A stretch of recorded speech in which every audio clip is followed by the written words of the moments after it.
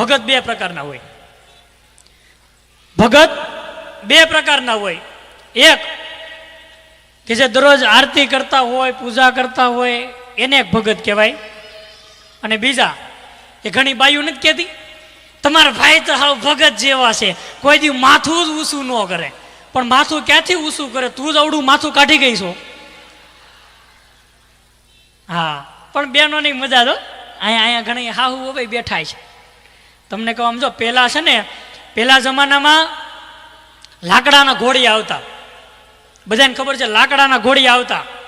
અને એ લાકડાના ઘોડિયા હોય એટલે માં હોય ને એ આમ અંગૂઠે જે દોરી બાંધી હોય ને ઘોડિયાની એ અહીં વીંટી દે, અને હાથમાં હુપડું લઈને આમ ઝાટકતા જાય અને કામ કરતા જાય, હિસકાવતા જાય. આ ઘોડિયાની મજા હતી.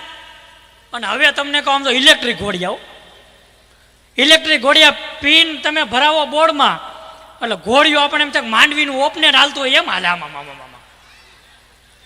અને પાછું ધીમું ફૂલ ને ફાંસે થાય. ધીમું કરો તો આમ હાલે ને ફાંસળ એમ હાલવા મળે.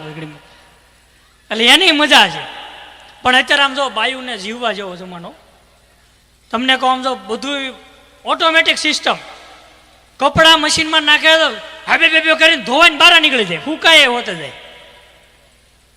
રોટલી વણવાનું મશીન, ઘોડિયા હિસકાવાના એના, એમ તો બધું ઓટોમેટિક બધું. અને તોય બાયું ઘણી એમ કે હમણાં ક્યાં મજા રહી છે, હમણાં તો મને તાવ જેવું થઈ ગયું છે. લે,